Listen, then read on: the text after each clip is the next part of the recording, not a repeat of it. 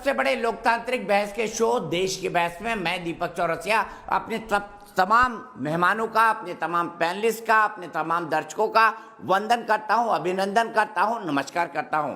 आप जानते हैं देश की बहस सबसे बड़ा बहस का शो है जो अपनी दर्शकों की राय के आधार पर चलता है। दर्शक ही ये तय करते हैं कि हमें किस मुद्दे पर बहस को देखना है और दर्शकों की राय के आधार पर ही बहस की दशा और दिशा को आगे बढ़ाया जाता है। आज हमारे साथ हिमानी भाटिया रोहतक से जुड़ेंगी, चंद्रमोहन शर्मा दिल्ली से जुड़ेंगे, अक्षत शर्मा ग्वालियर से जुड़ेंगे, भीष्म जादव ये गाजियाबाद से जुड़ेंगे। ये हमारा पब्लिक का मंच होगा। लेकिन आज का विषय क्या है, सबसे पहले ये देख लेते हैं। आज का विषय है संसद में जोरदार हंगामे से क्या सारी मर्यादा टूटी। 85% लोग इसे देश की बहस का विषय बनाना चाहते हैं। आज का सबसे बड़ा मुद्दा प्रधानमंत्री को जो नई कैबिनेट बनी है उन सदस्यों को संसद के सामने इंट्रोड्यूस करना था, उनका परिचय पूरी की पूरी संसद से कराना था, क्योंकि सांसद मंत्रियों के साथ ही मिलकर काम करते हैं देश के विकास के मामले में। लेकिन ऐसा नहीं हो पाया। प्रधानमंत्री बार बार अपील करते रहे, सदन के नेता बार बार अपील करते रहे, लेकिन प्रधानमंत्री को नए मंत्रियों का परिचय नहीं कराने दिया गया। विषय कई सारे थे जिस पर बहस हो सकती थी। किसानों का मुद्दा था, पेट्रोल डीजल की बढ़ी हुई कीमतों का मुद्दा था, कोरोना का मुद्दा था। लेकिन हंगामा क्यों होता रहा? क्या विपक्ष एक सार्थक बहस नहीं चाहता है? इसी मुद्दे पर होगी देश की बहस। लेकिन देख लेते हैं आज संसद भवन में क्या कुछ हुआ। देश की महिला मंत्री बने, ये बात कुछ लोगों को राज नहीं आती है। प्रकार की विकृत मानसिकता पहली बार सदन में देखी है। मॉनसून सत्र में पहला दिन, पहला मिनट, पहला सेकंड, लेकिन पहले ही सेकंड से संसद की गरिमा और मर्यादा तार-तार होना शुरू हो गई जब प्रधानमंत्री नरेंद्र मोदी नए मंत्रियों का सदन से परिचय कराने के लिए उठे। विपक्ष ने तुरंत हंगामा शुरू कर दिया। देश के दलित मंत्री बने, देश की महिला मंत्री बने, देश के ओबीसी मंत्री बने, देश के किसानों के बेटे मंत्री बने, ये बात कुछ लोगों को राज नहीं आती है। थोड़ी देर बाद पीएम मोदी राज्यसभा में भी नए मंत्रियों का परिचय कराने लगे तो विपक्ष के तेवर भी हंगामेदार हो गए और सदन की कार्रवाई को रोकना पड़ा।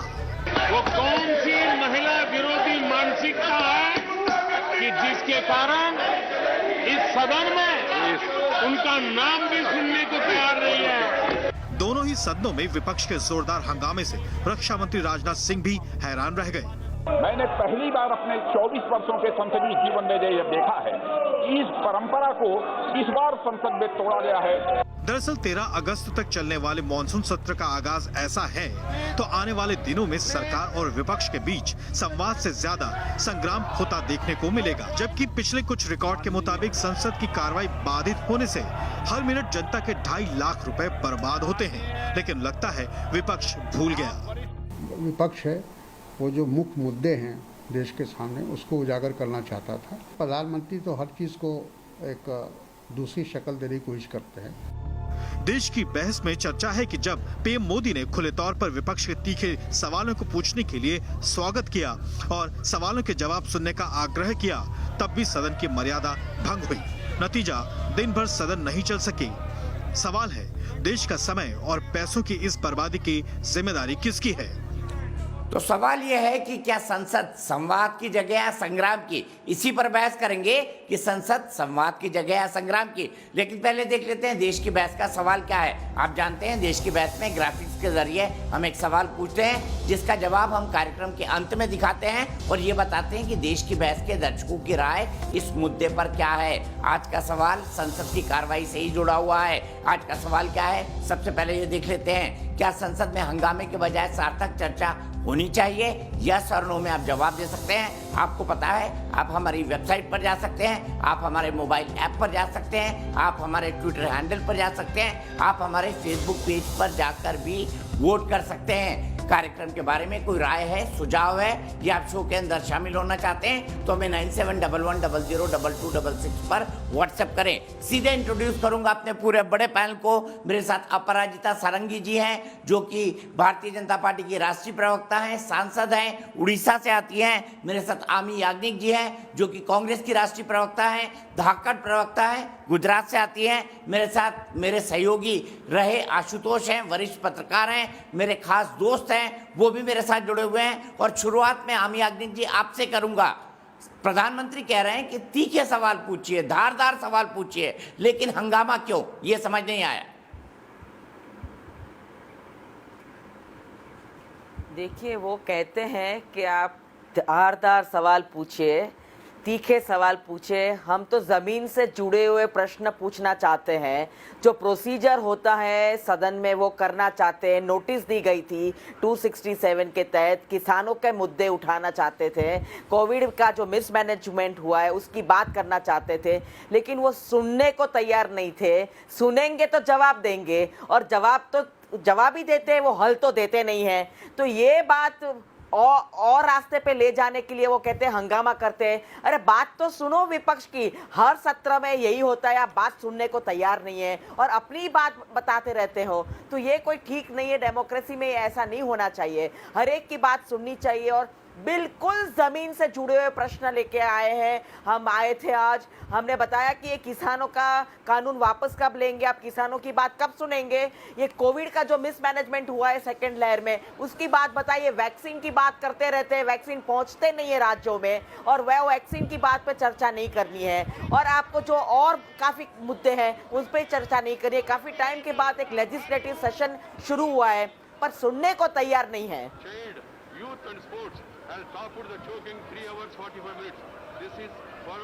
अपराजिता जी, क्या वाकई में आप सुनने को तैयार नहीं है?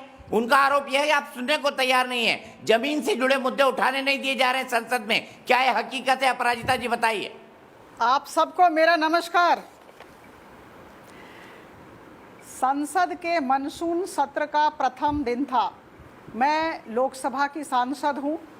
जब विपक्षी दलों ने हंगामा किया तो मैं संसद में मौजूद थी, लोकसभा में उपस्थित थी। और मैं कह दूं कि आज जिस तरह से विपक्षी दलों के सदस्यों ने व्यवहार किया, यह लोकतंत्र की गरिमा पर कुठाराघात था। यह लोकतंत्र का अपमान था, यह संसद का अपमान था। आदरणीय प्रधानमंत्री जी की बढ़ती हुई लोकप्रियता को सहने में कष्ट हो रहा है, असहिष्णुता का परिचायक था और बौखलाहट का परिचायक था। देखिए आज स्थिति क्या थी। आदरणीय प्रधानमंत्री जी अपने नए मंत्रिमंडल से जुड़े हुए सदस्यों का परिचय संसद में रखना चाहते थे, और केवल संसद में रखना नहीं चाहते थे, संसद के माध्यम से देशवासियों के समक्ष अपने मंत्रिमंडल के सदस्यों का परिचय करवाना चाहते थे। ऐसी परिस्थिति में विपक्षी दलों का इस तरह का व्यवहार मुझे लगता है शर्मनाक था। उन्हें शर्मिंदगी महसूस होनी चाहिए और पूरे देशवासियों के समक्ष उन्हें माफ़ी मांगनी चाहिए। इसकी हम सबको उम्मीद नहीं थी। और मैं आपको बता दूं, बहुत आत्मविश्वास के साथ ये बात कहना चाहती हूं कि आदरणीय प्रधानमंत्री जी का यह अधिकार है कि वह अपने मंत्रिमंडल के सदस्यों का परिचय करवाएं। और दूसरी बात मैं कह दूं, ये जो मंत्रिमंडल का प्रसार हुआ, इसकी व्यापकता बढ़ी, इसमें 36 नए मंत्रियों को जोड़ा गया। ये ग्रामीण क्षेत्रों से आते हैं, महिलाएं हैं, दलित वर्ग से आने वाले लोग हैं, वनवासी लोग हैं। तो आप चिंता करें, कल्पना करें, अगर हम टेबल थपथपाकर उनका उत्साहवर्धन करते तो कितना अच्छा होता, कितनी हौसला अफजाई होती। और मुझे लगता है यह हम सब का मिलित कर्तव्य था। लेकिन विपक्षी दल आलोचना करना नहीं चाहती है, बिंदुवार आलोचना करना नहीं चाहती है, किसी भी विषय पर तथ्य और तर्क के साथ खड़ी नहीं आती है। देखिए, कौन से देश का ऐसा प्रधानमंत्री होगा जो सबके समक्ष साहस के साथ खड़े होकर कहे कि हम किसी भी तरह के प्रश्न का जवाब देने के लिए तैयार हैं। आप कोरोना के संबंध में बातचीत करें, आप पेट्रोल और डीजल की कीमत के विषय में बातचीत करें, आप अर्थव्यवस्था के बारे में बातचीत करें, आप किसानों के विषय में बातचीत करें। हम हर तरह के जवाब के साथ तैयार हैं। यह सरकार संवेदनशील है और यह सरकार पारदर्शी है, लेकिन ऐसी स्थिति में भी अगर हम विपक्षी दलों से ऐसी उम्मीद अगर हम न करें तो बेहतर है। और जिस तरह का उन्होंने आज बर्ताव किया, मुझे लगता है इसी की वजह से पूरे देश ने कांग्रेस को नकार दिया है, अन्य विपक्षी दलों को नकार दिया है। यह बिल्कुल नकारात्मक सोच का परिचायक था और मुझे लगता है आगामी दिनों में अगर उनकी थोड़ी सी लोकप्रियता अगर वो बढ़ाना चाहते हैं देशवासियों के अंदर, तो मुझे लगता है कि अपने व्यवहार में परिवर्तन लाना होगा। ठीक है, आमी याग्निक जी, बड़ा सवाल यह है, मुद्दे पर तो आप आए नहीं। आपने मंत्रियों का परिचय तक संसद के दोनों सदनों में नहीं होने दिया, आपकी पार्टियों ने, विपक्षी पार्टियों ने। क्या आपको नहीं लगता है कि पक्ष इसको एक मुद्दा बनाएगा, सरकार इसको एक मुद्दा बनाएगा कि विपक्ष कितना असहनशील है संसद के अंदर? देखिए, पहले तो उन्हें ये भूलना नहीं जाना चाहिए कि 2013 में उन्होंने यही काम किया था कि आपने डॉक्टर मनमोहन सिंह जी जब बता रहे थे अपने कैबिनेट मिनिस्टर्स की पहचान करवा रहे थे, इंट्रोडक्शन करवा रहे थे, तब उन्होंने नहीं करने दिया था। तो ये पास्ट को भूल जाते हैं, भूतकाल की बात करना नहीं चाहते हैं और सारा विपक्ष पे डालना चाहते हैं। विपक्ष को वो विरोधी समझते हैं। वो प्रोसीजर जो किया था, पेपर वर्क किया था विपक्ष ने, वो लिया तक नहीं चेयरमैन साहब ने। और सुनने की तो बात अलग है, जवाब देने की बात तो दूर की बात है, सुनने को तैयार नहीं है। पिछले सत्र में आपने देखा है किसान कहाँ है, वो बहुत अमीर लोग हैं किसान लोग, किसान की जुड़ी हुई बातें पिछली बार तीनों कानून ऐसे लेके आए कि किसी को नहीं सुना इन्होंने।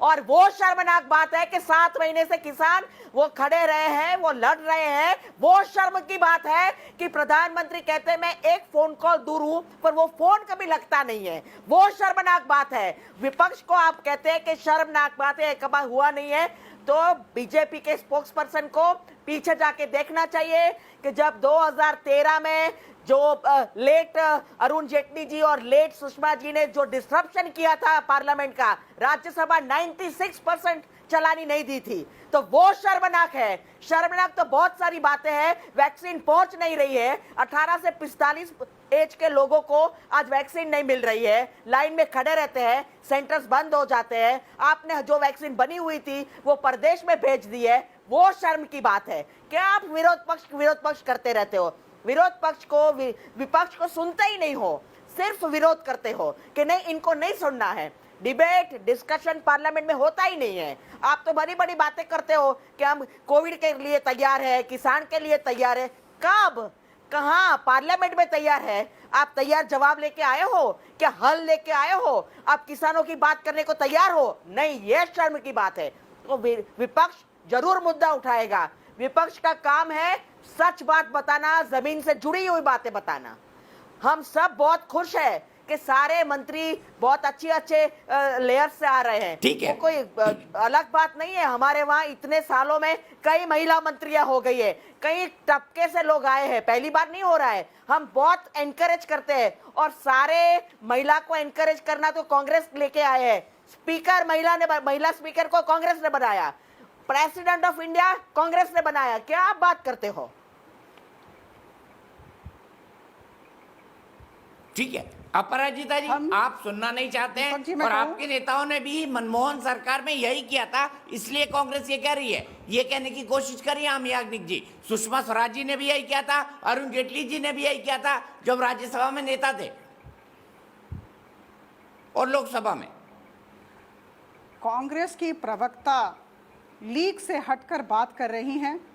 उन्हें आज के व्यवहार की वजह से शर्मिंदगी महसूस होनी चाहिए। देखिए, हम स्वस्थ और सकारात्मक वातावरण में सार्थक चर्चा चाहते हैं। हम तीखेदार और धारदार प्रश्न चाहते हैं।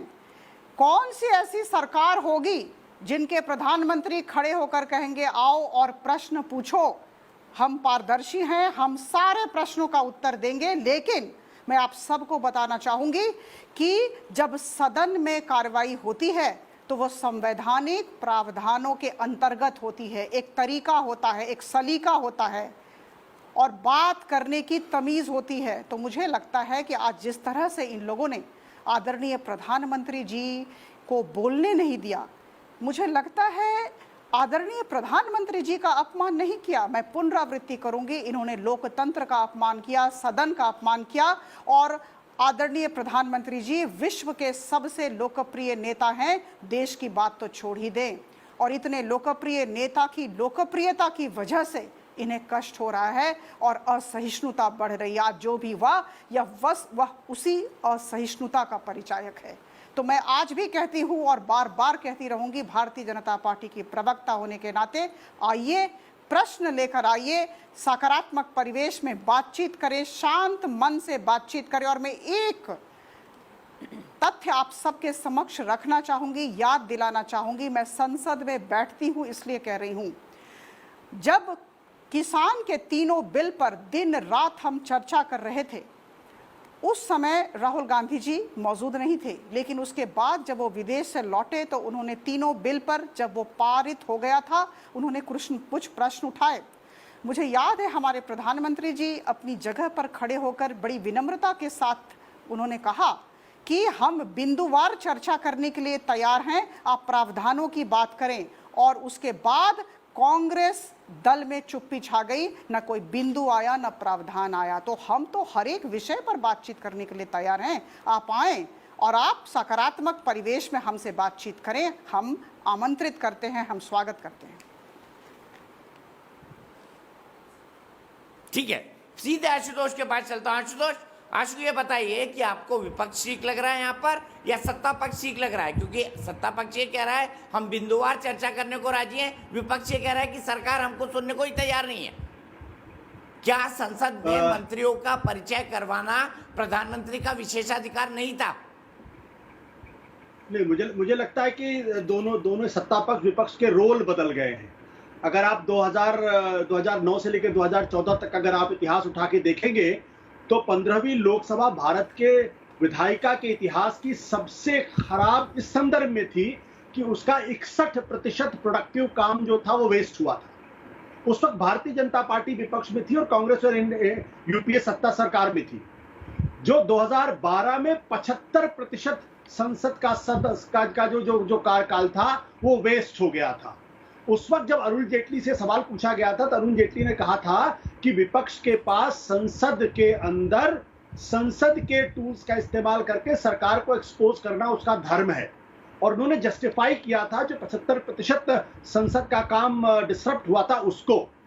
अब आज की तारीख में भारतीय जनता पार्टी सरकार में है, कांग्रेस पार्टी दूसरी पार्टियां विपक्ष में है।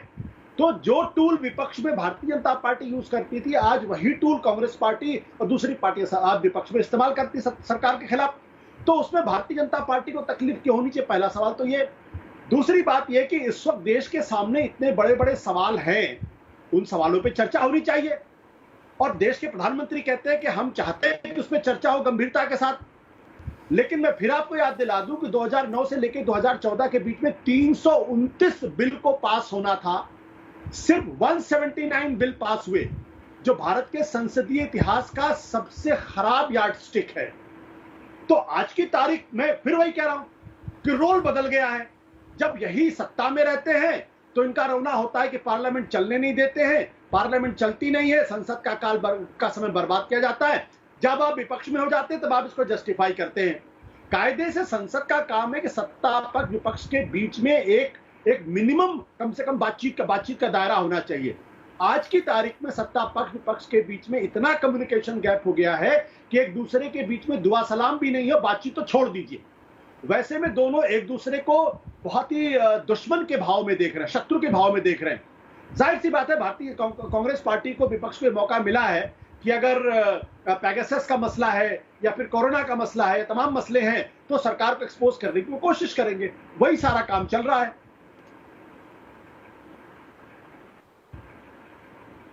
ठीक है, इसका जवाब अपराजिता जी से लूंगा, लेकिन उससे पहले हिमानी भाटिया मेरे एक दर्शक रोहतक से जुड़ गई है। हिमानी, क्या कहेंगी, सत्ता पक्ष की गलती है संसद न चलने देना या विपक्ष की? धन्यवाद सर, मुझे बोलने का मौका देने के लिए। देखिए, सबसे पहले तो बात ये आती है कि जिस तरह से आज संसद में हंगामा हुआ, हमारे माननीय श्री नरेंद्र मोदी जी को बोलने तक का मौका नहीं दिया गया, तो ये बहुत गलत था, क्योंकि संसद हमेशा चर्चाओं के लिए होता है और हंगामे की वजह से चर्चाएं तो हो नहीं पाई। और कमाल की बात ये है कि नरेंद्र मोदी जी ने सत्र शुरू होने से पहले ही मीडिया से बात करते हुए कह दिया था कि चाहे विपक्ष कितने ही तीखे से तीखे सवाल पूछे, लेकिन सरकार को भी बोलने का मौका दे। लेकिन हुआ क्या? इसका उल्टा हुआ। विपक्ष ने बोलने का मौका तक नहीं दिया और नारेबाजी करना शुरू कर दिया। मुझे ऐसा लगता है कि विपक्ष को तीखे सवाल पूछने चाहिए थे सरकार से। तो आज मेरा विपक्ष से और यहाँ बैठी कांग्रेस के प्रवक्ता से यही सवाल है कि क्या विपक्ष इसी तरह से हंगामा करता रहेगा और क्या विपक्ष का यही है?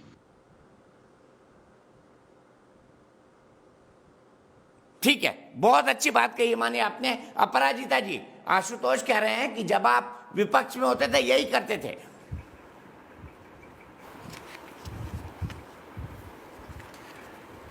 देखिए, वो रिमोट कंट्रोल सरकार थी, हम सब जानते हैं कैसे वो सरकार चलती थी। और मैं आप सबको बता दूं, आपने आदरणीय सुषमा स्वराज जी को भी सुना है, बार बार हम अभी उनके वीडियोस और उनके टेप सुनते हैं और अन्य बड़े बड़े हमारे नेताओं के भी टेप सुनते हैं। बहुत कंस्ट्रक्टिव ऑपोजिशन था, बहुत रचनात्मक विपक्षी दल था। मुझे लगता है इस पूरे देश को मानना होगा और देश मानती है, और इसी की वजह से हम 303 सांसद को लेकर आज लोकसभा में बैठे हैं। हम एक समय में 1980 के दशक में 3 सांसद थे, आज 303 हैं। आप स्कोर बोर्ड देखकर बात करें। अगर विपक्षी दल के तौर तरीके लोगों को अच्छे नहीं लगते तो हम आज इतनी संख्या में, इतनी तादाद में लोकसभा में नहीं बैठे होते। तो मुझे लगता है ये जो नकारात्मक सोच है कांग्रेस की, अन्य विपक्षी दलों की, इसी की वजह से पूरे देश ने इन्हें नकार दिया है। देखिए, अभी उन्हें अपनी लोकप्रियता बढ़ानी चाहिए। और कैसे लोकप्रियता बढ़ेगी? उन्हें जो सार्थक विषय हैं उनके बारे में सरकार को कटघरे में खड़ा करना चाहिए। वो कैसे खड़ा करेंगे? अगर उनके पास तथ्य हो, तर्क हो, परिपक्वता हो तो होगा। लेकिन न तथ्य है, न तर्क है, न परिपक्वता है, न शांत मन है, न सहिष्णुता है। तो मुझे लगता है कि कांग्रेस विपक्षी दल है, विरोधी दल ना बने। देखिए, ये 2 शब्द हैं, हो सकता है आप मेरे साथ सहमत ना हो, लेकिन विपक्षी दल बने, विरोधी दल ना बने। विरोध के नाम पर विरोध न करें। हम सत्ता पक्ष में हैं, ये विपक्ष में हैं। तो विपक्षी दल का काम होता है रचनात्मक सुझाव देना। हम आमंत्रित करते हैं, कुछ अच्छी बात बताएं हमें, कहीं कैसे काम करना है, हम ज़रूर ग्रहण करेंगे। हमने कब मना किया है? हमारे प्रधानमंत्री खुद सबसे बातचीत करना चाहते हैं और सर्वदलीय बैठक हुई। अच्छा, अपराजिता जी, ये बताइए, आशुतोष की बात रचनात्मक है या निगेटिव है? बताइए। विभिन्न दलों के करीबन 40 नेतागण थे, सारे नेतागण से बातचीत हुई और उसके बाद आज जो उसका प्रतिफलन हुआ वह शर्मनाक था।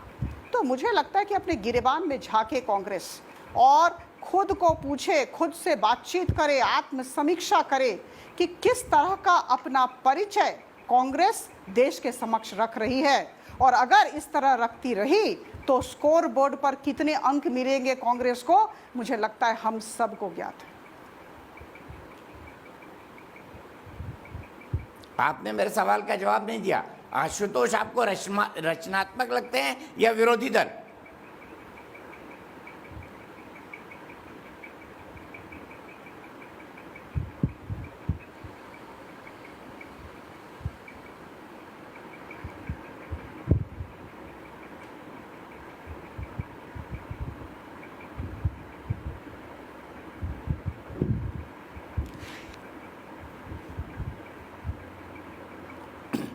अपराजिता जी, ये सवाल आपसे था।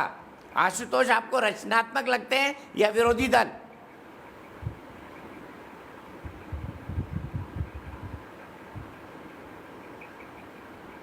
आवाज नहीं आ रही।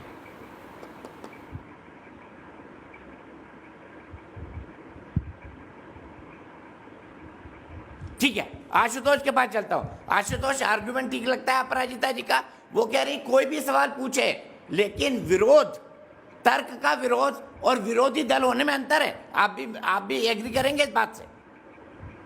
नहीं, मैं बिल्कुल अपराजिता जी की राय से मैं बिल्कुल सहमत नहीं हूं। भारतीय जनता पार्टी जब विपक्ष में होती थी तो मैंने आपको उदाहरण दे दिया कि 2015 में, यानी 2009 से लेकर 2014 तक भारतीय जनता पार्टी विपक्ष में थी, और संसद में जो सबसे कम काम हुआ है वो उस वक्त हुआ जब भारतीय जनता पार्टी विपक्ष में थी, और रोज संसद नहीं चला। मानसून का पूरा सत्र 2012 में लगभग पूरा का पूरा साफ हो गया। आप उन दिनों उस वक्त रिपोर्टिंग क्या करते थे। तो आज, और तब अरुण जेटली से ये सवाल पूछा जाता तो बार बार कहते थे भाई ये हमारा डेमोक्रेटिक हाइट है, पार्लियामेंट के अंदर हम उसका इस्तेमाल कर रहे हैं, सरकार को एक्सपोज कर रहे हैं। ये सरकार की जिम्मेदारी है कि वो ये कैसे संसद चले, ये सरकार की जिम्मेदारी है। आज अगर यही सवाल अगर भारतीय जनता पार्टी से पूछा जाए कि तब आपने 2012 में पूरे मानसून सत्र की बलि क्यों ले ली, आपने पूरे मानसून सत्र में यही बात क्यों कही कि सरकार की जिम्मेदारी संसद चले, आज यही बात पलट के अगर सरकार से पूछा जाए कि भाई आप विपक्ष को साथ लेकर आप क्यों नहीं संसद चलाने देना चाहते, आपके पास संसदीय कार्य मंत्री है, आप विपक्ष के साथ मिलकर फ्लोर कोऑर्डिनेशन करिए, आप उनको कॉन्फिडेंस में लेकर अपनी बातों को रखिए, तो शायद ज्यादा बेहतर बात होगी। लेकिन चूंकि आज वो सत्ता पक्ष में है तो जाहिर सी बात है विपक्ष पर आरोप लगा रहे हैं। तो ये दिक्कत हमारे यहाँ ये है कि जब जो सत्ता पक्ष में होता है वो विपक्ष पर आरोप लगाता है, और जब विपक्ष में होता है तो वही आके डिसरप्ट करता है। दोनों के बीच में जिस तरीके का रचनात्मक संबंध होना चाहिए, एक दूसरे से जिस तरीके का सहकार होना चाहिए, उसकी बहुत भारी कमी आज की तारीख में नजर आती है। और मैं फिर भी आपको बता दूं कि आप जब अटल बिहारी वाजपेयी की सरकार होती थी उस वक्त एक तरीके का कोऑर्डिनेशन था सत्ता पक्ष विपक्ष के बीच में, एक दूसरे के बीच में बातचीत होती थी, और उस वक्त बहुत प्यार मोहब्बत से चीजों को सुलझा लिया जाता था और ज्यादा टकराव नहीं होता था। लेकिन आज जिस तरीके से टकराव की स्थिति पैदा हो गई है, जहां मुझे तो लगता भी नहीं कि राहुल गांधी कभी भी नरेंद्र मोदी से बात करते हुए, नरेंद्र मोदी जी कभी कभी राहुल गांधी से बात करते हुए, मुझे नहीं लगता इन दोनों के बीच में किसी तरीके का कोई टेलीफोनिक कॉन्वर्सेशन भी कभी होता है, या एक दूसरे को समझने, एक दूसरे को चाय पे बुला के कभी बात करने की कोशिश की जाती है। तो ये वजह है जिसकी वजह से सत्ता पक्ष को, विपक्ष को बड़ा मौका मिला है कि वो सरकार के खिलाफ एक तरीके से लामबंदी कर सके। वो कर रहा है अपने तरीके से।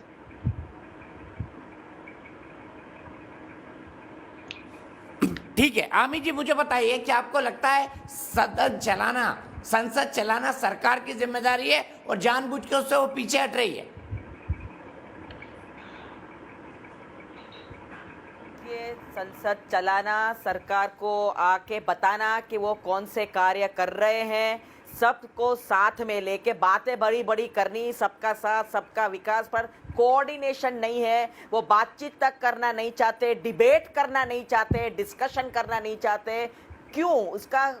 इसकी बात ये है कि सच का सामना करना नहीं चाहते हैं। मैंने कानून की बात की, कृषि कानून की बात की कि तीनों कानून इस तरह लेके आए कि हमने बहुत रिक्वेस्ट की, सारे विपक्षों ने कहा कि हमारे किसान को स्टेक होल्डर है, जिनको अपना पक्ष रखना है उनको तो कभी पूछो, उनकी तो बात करो। पर आपने देखा कि बीजेपी के स्पोक्सपर्सन लेके आए राहुल गांधी को, उनको एक ऐसा फिक्सेशन हो गया है कि हर बात में राहुल गांधी को लेके आते हैं। ये किसान की बात है, किसान को सुनो, वो बॉर्डर पे बैठे हैं, 7 महीने से बैठे हैं, उनकी बात सुनो, वो हम कह रहे हैं।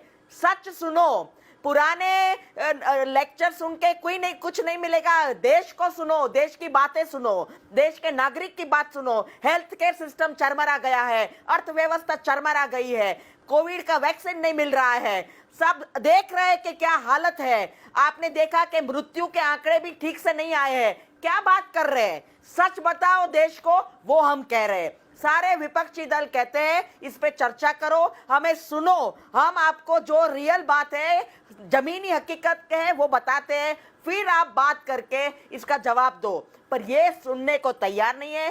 सच सुनने के लिए भारतीय जनता पार्टी बिल्कुल भी तैयार नहीं है। हाँ, बहुत अच्छी बात है कि प्रधानमंत्री जी आके अपने मिनिस्टर्स की पहचान देना चाहते हैं, सबको कहते हैं कि धारदार प्रश्न पूछो, पर धारदार प्रश्न तब पूछेंगे कि जब हम वो जो फॉर्म देते हैं, जो नोटिस देते हैं, वो नोटिस की तो सुनवाई हो। वो नोटिस ही लेना नहीं चाहते, प्रोसीजर ही चलाना नहीं चाहते हैं। अगर सदन में वो नोटिस हमने इतनी बता के कि ये नोटिस है हमारी नोटिस ले लो और उस पर आप रूलिंग दे दो, वो भी नहीं होता है। तो क्या सरकार को चलाना है सदन, उनको ये सब करना है। पार्लियामेंट्री अफेयर्स मिनिस्टर होते हैं वहां पे, ये सारे कोऑर्डिनेशन का अभाव है। वो आप देख रहे हैं, बहुत अच्छी तरह देख रहे हैं।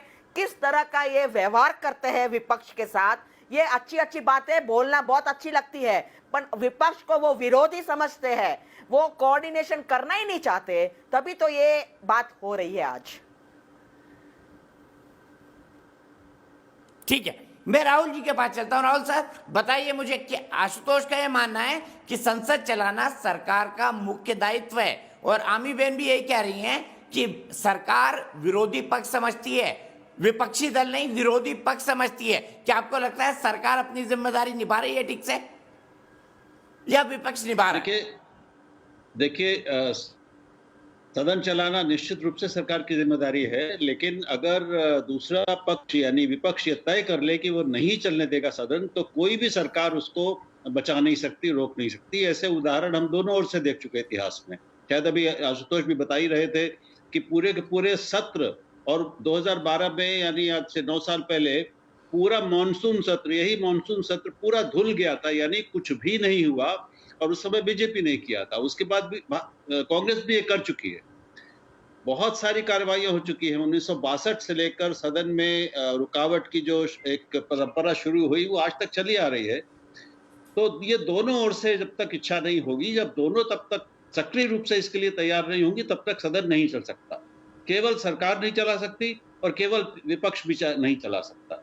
पहली बात, सत्र जब कोई नया शुरू होता है तो उससे पहले सारी पार्टियां मिलकर एक सर्वदलीय बैठक होती है, स्पीकर के यहाँ बैठक होती है और राज्यसभा के अध्यक्ष के यहाँ बैठक होती है, और उसमें तय किया जाता है कि भाई कैसे सदन चलेगा, कौन कौन से मुद्दे होंगे, कौन से बिल लाए जाएंगे। इसके अलावा संसदीय कार्य मंत्री का काम ही यही है कि वो औपचारिक अनौपचारिक दोनों रूप से विपक्ष के लोगों से मिलकर ये सुनिश्चित करे कि सदन चले।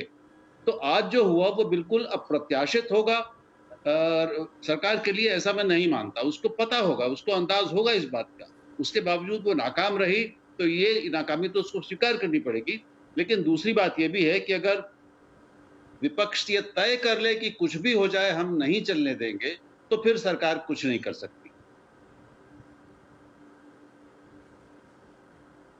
ठीक है, गुरदीप सप्पल कांग्रेस के राष्ट्रीय प्रवक्ता मेरे साथ जुड़ गए हैं। गुरदीप भाई ये बताइए, क्या कांग्रेस ने ठान लिया है कि संसद नहीं चलने देंगे, जैसे बीजेपी करा करती थी एक जमाने में, और आप खुद थे उन दिनों संसद में? दीपक जी, आज दो बातें। एक तो प्रधानमंत्री जी ने कहा कि विपक्ष जितने भी खड़े सवाल पूछना चाहे पूछे, हम जवाब देंगे। और दूसरी बात राजनाथ सिंह जी ने बोली कि ऐसा पहले कभी नहीं हुआ कि इंट्रोडक्शन नहीं हो पाया। ये दो सवाल और आपका सवाल, तीनों का मैं जवाब दूंगा। पहली बात कि ये पहली बार नहीं हुआ कि इंट्रोडक्शन नहीं हो पाया।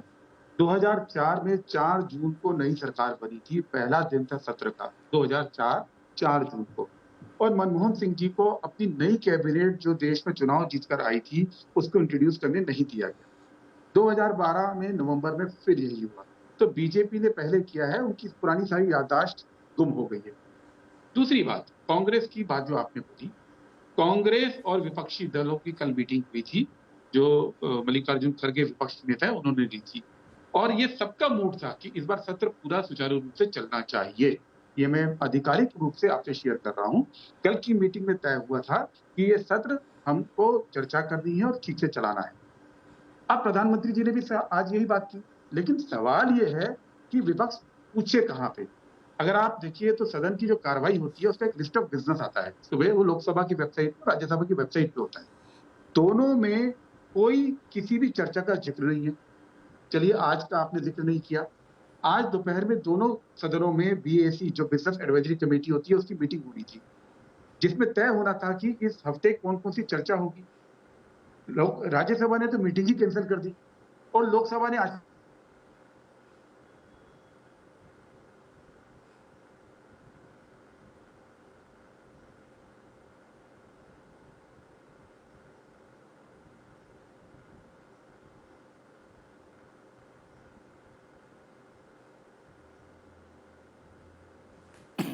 लगता है गुरदीप के साथ कुछ प्रॉब्लम है कनेक्टिविटी की। चंद्रमोहन शर्मा मेरे दर्शक मेरे साथ जुड़े हुए हैं। चंद्रमोहन जी, क्या कहेंगे आप, संसद क्यों नहीं चल पा रही है? विपक्ष जिम्मेदार है, सत्ता पक्ष?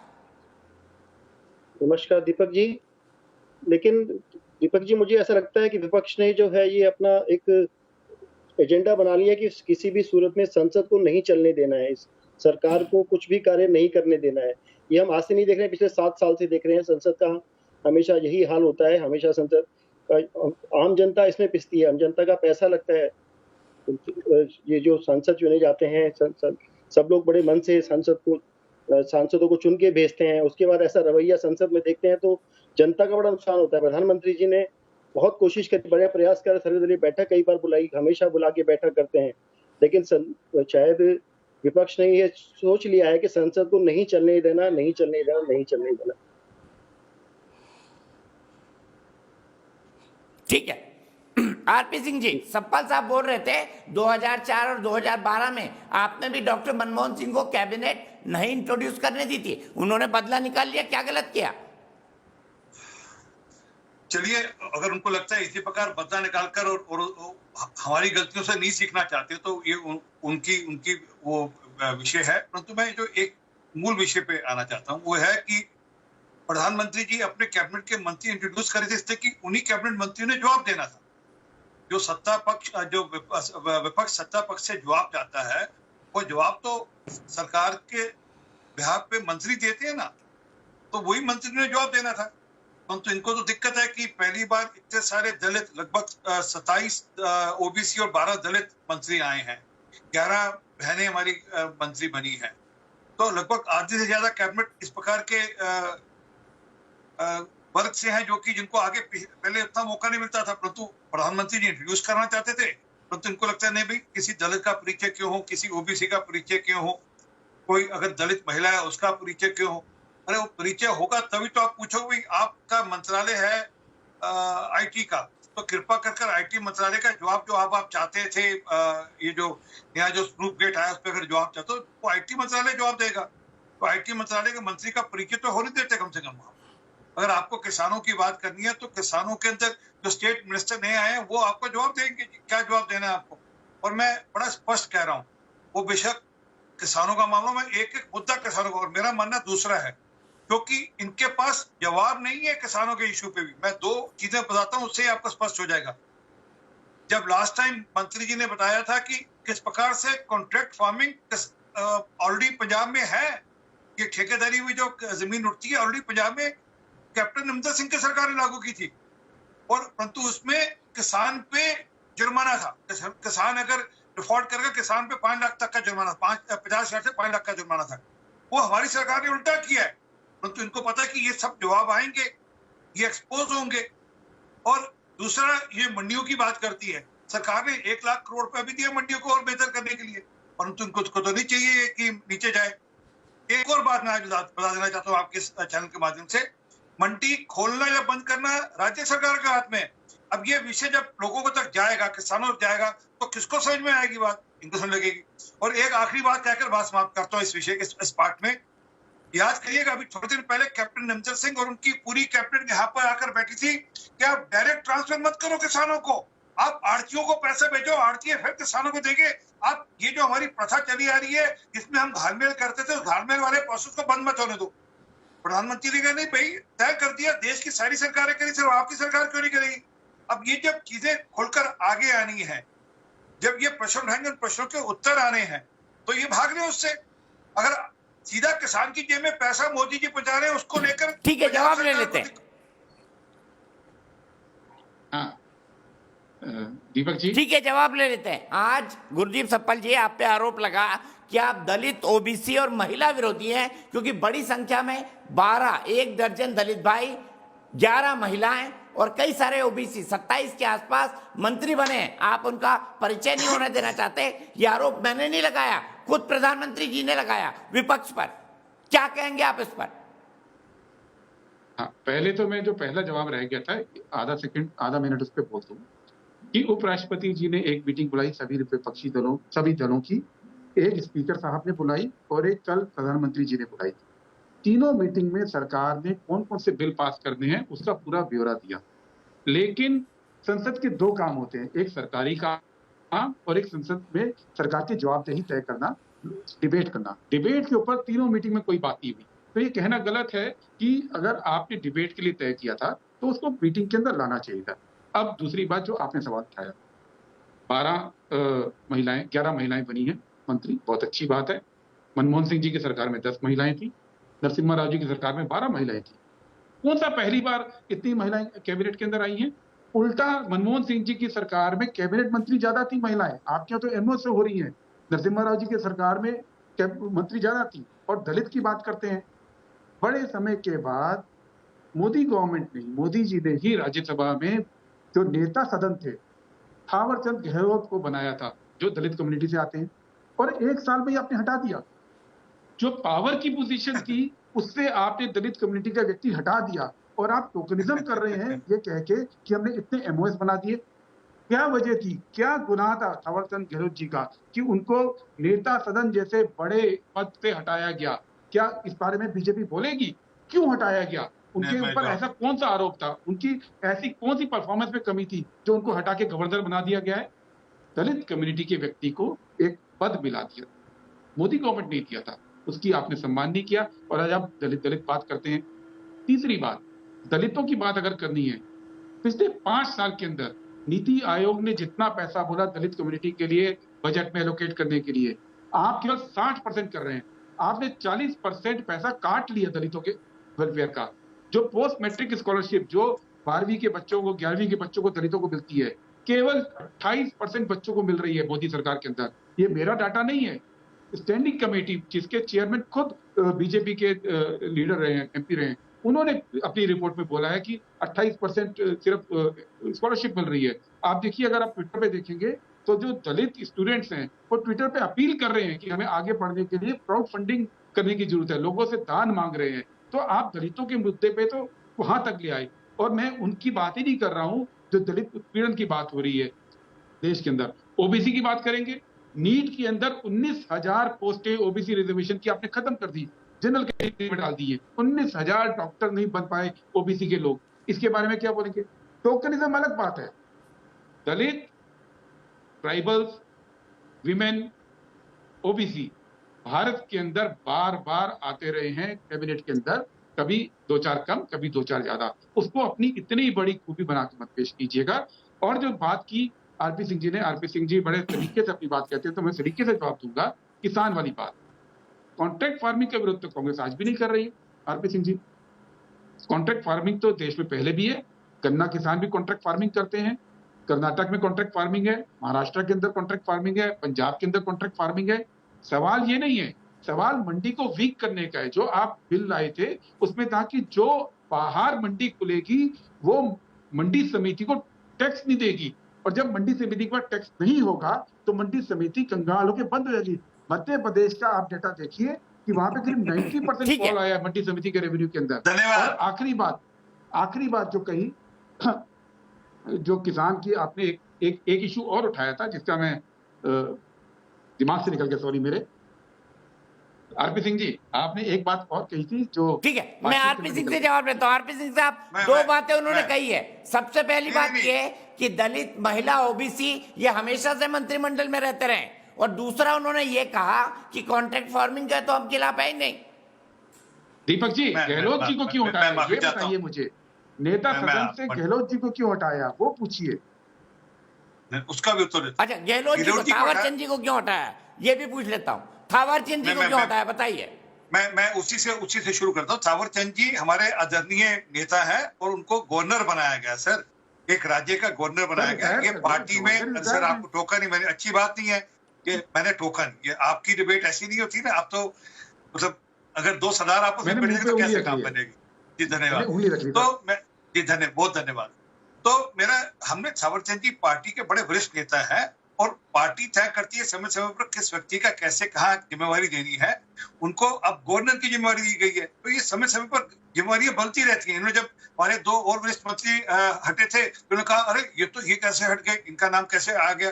तो पार्टी जिम्मेवारी देती है, इसके आप छोड़ दीजिए, और उनको गवर्नर बनाया गया, ऐसा नहीं कि हटाया गया। पहली बात। दूसरी बात, आपने कॉन्ट्रैक्ट फार्मिंग की बात की, मैं तो वही कह रहा हूँ, कॉन्ट्रैक्ट फार्मिंग तो पंजाब में 2009 के अंदर कैप्टन साहब बिल लेकर आए थे, और फिर दोबारा से रिवाइज हुआ था बिल 2013 के अंदर, और वो हमने बिल को बेहतर किया है कि हमने कहा भैया जो आप कॉन्ट्रैक्ट फार्मिंग कर रहे हो उसमें किसान का हित है, हमने किसान के पक्ष में वो बिल लेकर आए हैं। पहली बात। दूसरी बात, आपने मंडियों की बात की, मैं अभी तो कहा, आपने ध्यान से सुना नहीं।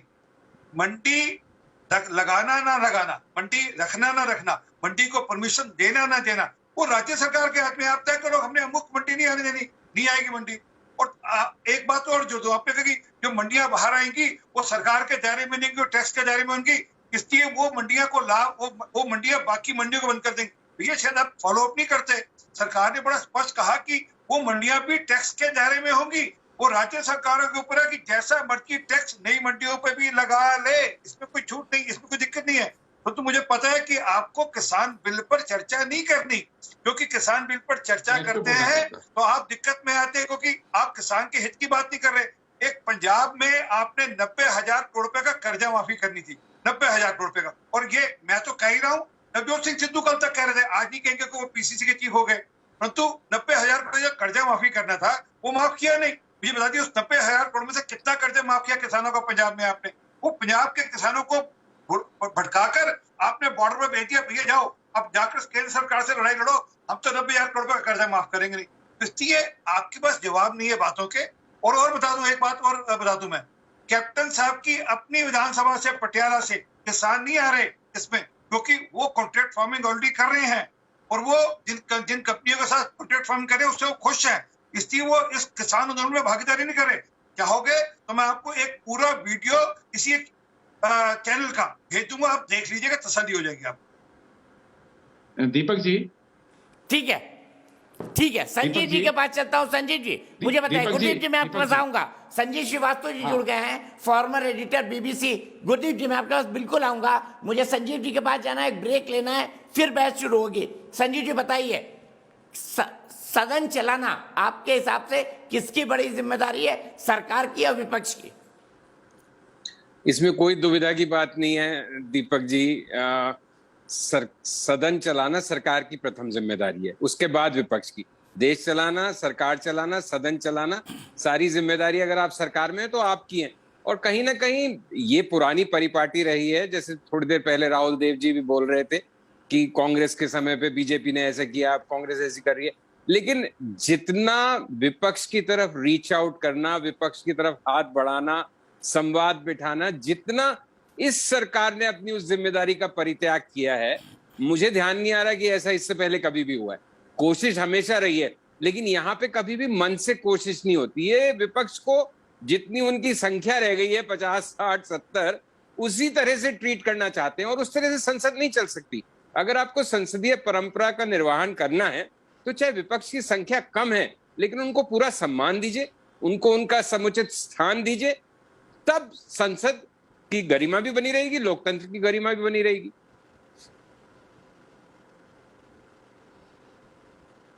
ठीक है, बिल्कुल सही कहा आपने। मेरे साथ मेरे एक दर्शक अक्षत शर्मा ग्वालियर से जुड़ गए हैं। अक्षत, आपसे जानना चाहता हूं, संजीव जी की बात से सहमत हैं? सरकार की जिम्मेदारी होती है सदन चलाना, आप मानते हैं इस बात को? सर, सबसे पहले तो मैं आपका बहुत बहुत धन्यवाद करना चाहूँगा कि आपने मुझे इस पैनल में कुछ बोलने का मौका दिया। सर, सबसे पहले तो सर, कोरोना की जो दूसरी लहर है, उसके बाद ये जो मानसून सत्र का पहला दिन था, जिसमें अच्छे तरीके से बहस होनी थी और देश के आम नागरिकों की बात इस पटल पर रखनी थी, पर वो रखी नहीं गई। और सरकार की तरफ से 17 नए विधेयक भी आने थे, वो भी नहीं आ पाए, क्योंकि उनकी चर्चा होती तब जब विपक्ष कुछ बोलने देता। विपक्ष ने पहले ही हंगामा स्टार्ट कर दिया। सर, मेरा सवाल सरकार से ये है कि आज पेट्रोलियम की कीमतें इतनी आसमान छू रही हैं। आज मैं अगर मध्य प्रदेश सरकार का अगर हवाला देते हुए कहूं कि तो पेट्रोल की कीमतें 112 रुपए के भी ऊपर पार हो गई हैं, जबकि सरकार का ये हमेशा नारा रहा है कि एक देश एक कानून। ये नारा होने के बावजूद भी अगर सरकार अपनी ही बात पर नहीं है तो ये सरकार का दोहरा रूप दिखाती है। और मेरा ये सवाल एक विपक्ष से भी यही रहेगा। मैं आपके सवाल को जरूर रक्षक, बहुत अच्छा सवाल है आपका। मैं इसी सवाल को सत्ता पक्ष के पास ले जाऊंगा ब्रेक के बाद।